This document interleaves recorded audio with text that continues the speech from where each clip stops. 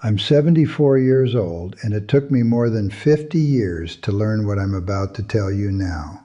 By the time certain truths become real, there is usually less life left to use them. That is one of the hardest parts of getting old. Understanding comes late, sometimes so late that all you can do is sit with it. I'm not telling you this to sound wise.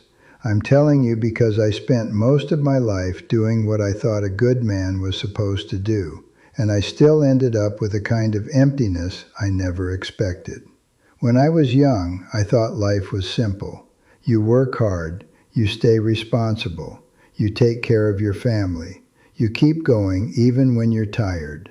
I thought if I did that long enough, everything else would fall into place. Love would stay strong. Family would stay close. Meaning would take care of itself. That is what I believed. I got married at 27. My wife was warm, patient, and much gentler than I was. I loved her. I just did not always love her in ways she could feel. Back then, I thought love was proven by staying, by paying bills, by fixing things, by showing up in practical ways. I thought that was enough. We had 2 children, a son first, then a daughter. I still remember little things about them. The blanket they wrapped my son in at the hospital. The way my daughter used to fall asleep in the back seat with one shoe half off. The big years blur, the small moments stay. Money was tight when the children were young, so I worked long hours at a manufacturing plant. Early mornings, overtime, steel-toe boots, lunch packed before sunrise. I would leave while the house was still dark, and sometimes come home after dark too. I told myself I was doing it for them, and I was. But what I did not understand was that a good reason can still cost you your life. That took me too long to learn. My wife would ask if I could come home earlier. My children would want me at something small, a dinner, a school event, a quiet evening, and I would say, I'll try. Sometimes I meant it. Most times work won. I had a phrase I used without thinking. There will be other chances. Another recital, another weekend, another birthday dinner, another talk, another year to say what matters. That phrase did more damage than I knew. Life does not usually fall apart all at once. It goes in pieces.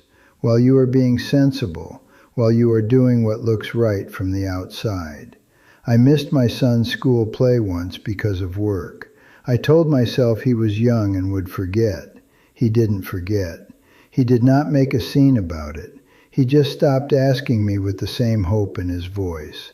I did not notice then, but I see it now. Children do not always complain when you disappoint them. Sometimes they simply adjust. That may be one of the saddest things I know. My daughter tried longer. She would sit near me and tell me little stories about school, friends, teachers, whatever was on her mind. And I would nod while half listening, tired from work, thinking about bills, buried in my own head. I was there, but not fully there. You can lose people like that too, not through cruelty, through distraction, through always being somewhere else in your mind.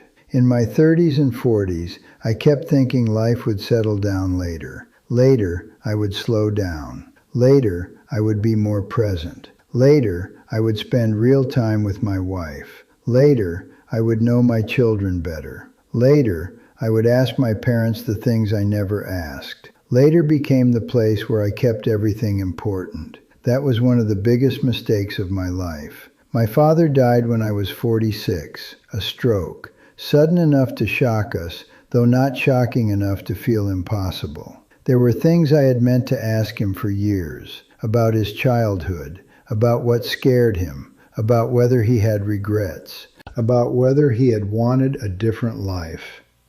I never asked. I thought there would be time. Then he was gone. I remember standing after the funeral, shaking hands, thinking how strange it is that a man can be in your life for decades and still leave with whole parts of himself unopened. For a little while after he died, I thought I would change. I came home earlier. I sat with my wife more. I called my mother more often. But habits are strong, especially the ones people praise in you. I kept being the dependable one, the responsible one, the one who handled things. And people respect that kind of man. But what they do not always see is that a man can spend his whole life being useful and still never become deeply known. That happened to me. My wife and I did not have one great collapse, no betrayal, no dramatic ending. We simply grew farther apart in ordinary ways. We learned each other's routines better than we knew each other's hearts. Sometimes she would say, "I miss you," and I would feel confused because I was standing right there. Now I understand what she meant. She did not mean my body was missing. She meant I had become hard to reach. Years passed like that. Dinner, bills, work, television, sleep, weekends full of errands, months full of practical things, and under all of it, a quiet distance kept growing. Then she got sick. At first it was just fatigue, a few doctor visits, then more tests, then the kind of silence in a room that tells you life has already changed. Cancer. I will not try to make that sound bigger than it was. It was already big enough. What I remember most is how precious ordinary things became once I knew I could lose them. Her sweater on the chair, her slippers in the hallway, her cup by the sink, the sound of her voice calling from another room. When someone you love becomes fragile, memory turns on you. It brings back all the evenings you hurried through, all the times you answered tenderness with tiredness, all the moments you thought love could wait. Near the end, she was kinder to me than I deserved. One night she said, "We had a good life." Maybe, in many ways, we did. We raised children, we stayed together, we endured hard years. There was loyalty in our house. There was laughter, too. But a good life can still hold regret. That is something people do not say enough. After she died, the house became very quiet. Not just because she was gone, but because so much of me had been built around being needed. When that ended, I was left alone with myself. And I realized I did not know myself as well as I thought I did. The children were grown by then, good people, busy lives. They called, they visited when they could. They loved me, I believe that. But I was no longer at the center of anyone's daily life. That is natural. Still, it is hard.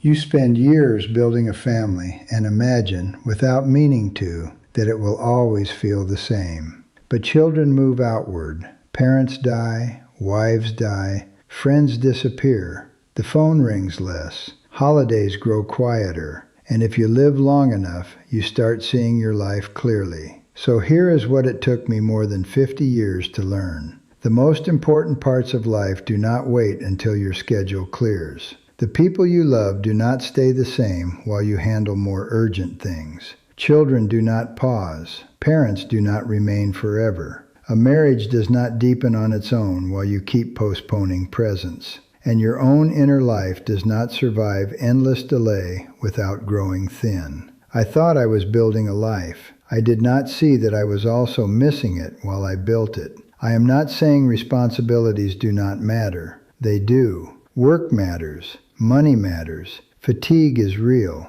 Life is not easy. I know that. I am only saying that what seems small is often not small at all. The extra 10 minutes at the table. The call you keep putting off. The question you are embarrassed to ask your father. The walk your wife wants to take. The child trying to tell you something that seems ordinary, but is really asking you to be there.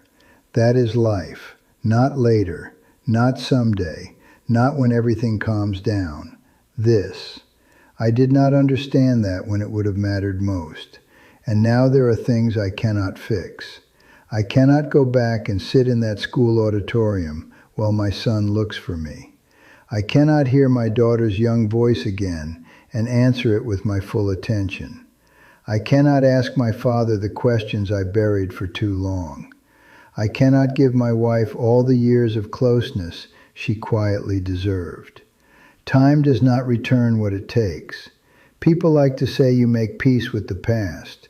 I do not know if that is true. I think you learn to live beside it. Some regrets soften, others stay sharp. But honesty still matters, even late. So if this means anything to you, let it mean this.